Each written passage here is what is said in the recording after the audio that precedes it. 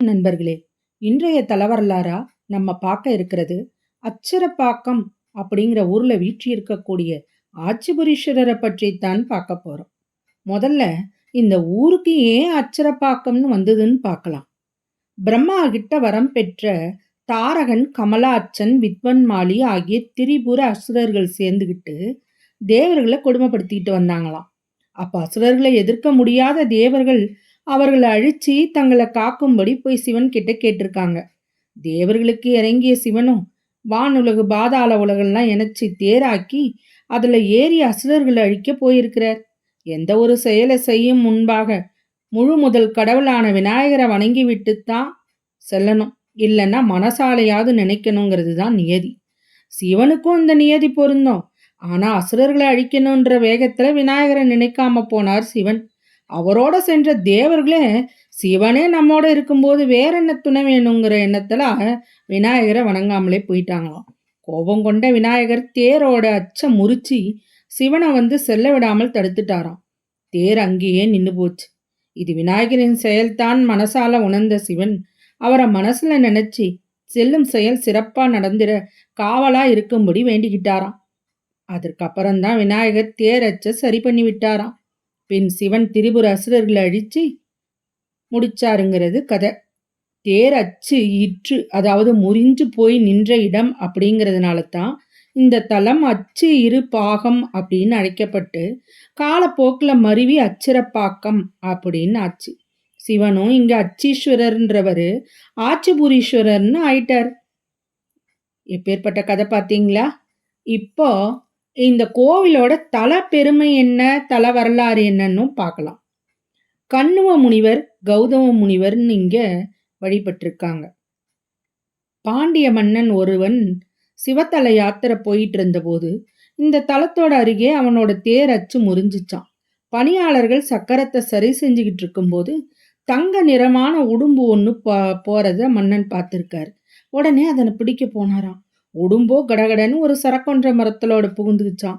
காவலர்கள் மரத்தை வெட்டிய போது அந்த மரத்துல இருந்து ரத்தம் வெளிப்பட்டுச்சான். உடும்புதான் வெட்டுப்பட்டதா நினைச்ச மன்னன் மரத்தோட அடியில தோண்டி பார்த்தா எவ்வளவோ தேடியும் உடும்பு மட்டும் அகப்படவே இல்லை. அன்றிரவு மன்னனுக்கு காட்சி தந்த சிவன் உடும்பு மூலமா தான் திருவிளையாடல் புரிந்ததை வெளிக்காட்டி இந்த இடத்துல சுயம்புவா எழுந்தருளி இருக்கிறத உணர்த்தி இருக்கிறார்.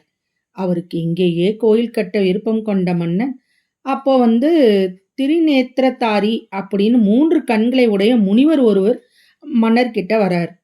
தீவிர சிவபக்தரான அவரை பத்தி அறிஞ்சுகிட்ட மன்னன் இந்த தலத்துல சிவாலயம் கட்டி தரும்படி கூறிட்டு தன்னோட யாத்திரையை தொடர்ந்து போயிருக்கிறார்.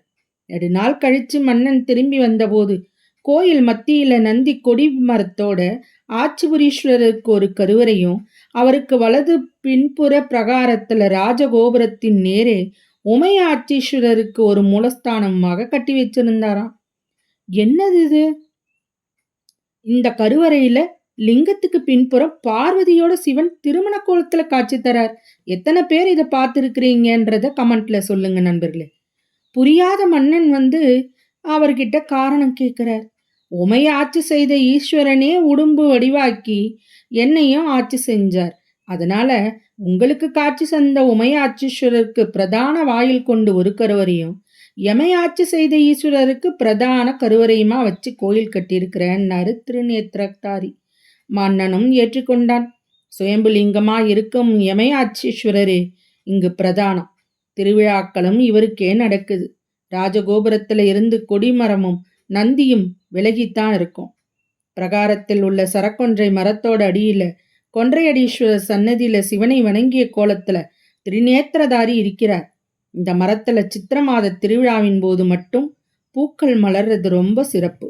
அச்சு முறிந்த விநாயகர், சிவனின் தேர் அச்சம் முறித்த விநாயகர் அச்சுமுறி விநாயகராக கோயிலுக்கு வெளியே தனி சன்னதியில மேற்கு திசையை பார்த்து அமர்ந்திருக்கிறார்.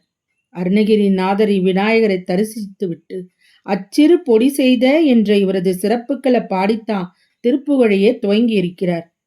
புதிய செயல்களை தொடங்கும் முன்பு இவரோட வேண்டிக் கொண்டால் அந்த செயல் தடையின்றி நடக்கும் அப்படிங்கிறது நம்பிக்கை. ஆச்சிபுரீஸ்வரிடம் வேண்டிக் கொண்டா ஆட்சி செய்யும் வாய்ப்பு, ஆளுமை திறன், பதவி உயர்வு கிடைக்கும் அப்படிங்கிறதும் சுவாமி அச்சரம் என்னும் எழுத்தின் வடிவாக இருக்கிறதுனால கல்வி கேள்விகளில சிறக்கலாம் அப்படிங்கிறதும் நம்பிக்கை. இங்க அமாவாசை தோறும் சிறப்பு வழிபாடு நடக்குது. இதுல கலந்துக்கிட்டா தோஷம், ஜென்ம வினைகள், தொழில் தடைகள், மனக்குழப்பங்கள் நீங்கும் அப்படிங்கிறது நம்பிக்கை. இங்க பார்த்தீங்கன்னா சிவனோட பிற பெயர்கள் அச்சேஸ்வரர், அச்சு கொண்டு அருளிய தேவர் என்பது, தலவிநாயகர், அச்சுமுறி விநாயகர், ராஜகோபுரம் 5 நில பிரகாரத்துல சீனிவாசர், அலமேலு மங்கை தாயாரும் தண்ணி சன்னதியில இருக்கிறாங்க. அது மட்டும் கிடையாது. இங்க 2 மூலவர்கள் தனித்தனி கருவறையில அருள்பாலிக்கிறாங்க. இளங்கிளி அம்மை, உமையாம்பிகை என 2 அம்மன்கள் தனித்தனி கருவறையில அருள்பாலிக்கிறாங்க. இந்த தல சிவபெருமான் சுயம்பு மூர்த்தியா அருள்பாலிக்கிறார். திருஞான சம்பந்தரால பாடல் பெற்ற இந்த தலத்தை திருநாவுக்கரசர் தனது கஷேத்திர கோவையில குறிப்பிட்டிருக்கிறார். அகத்தியருக்கு இத்தலத்திலும் சிவன் தனது கைலாய திருமண காட்சியை காட்டி அருளியுள்ளாராம். சிவனால் வதம் செய்யப்பட்ட தாரனும் வித்தியன் மாலியும் அவருக்கு துவார பாலகர்களா இருக்கிறாங்க. உமையாட்சீஸ்வரருக்கு முன்னே தியான நந்தி இருக்குது. சிவனோட தேவார பாடல் பெற்ற 274 சிவாலயங்கள்ல இது 262வது தேவார தலமாகும். இந்த தலம் காலையில 6 மணி முதல் 11 மணி வரைக்கும், மாலை 4 மணி முதல் இரவு 8:30 மணி வரைக்கும் திறந்திருக்கும். சித்திரையில 10 நாட்கள் பிரம்மோற்சவம், பௌர்ணமியில விசேஷ பூஜையெல்லாம் இங்க திருவிழாவா நடக்குது.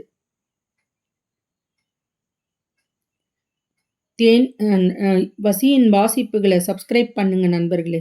லைக் பண்ணுங்க, ஷேர் பண்ணுங்க. உங்க கருத்துக்களையும் கமெண்ட்ல பதிவு பண்ணுங்க. நன்றி.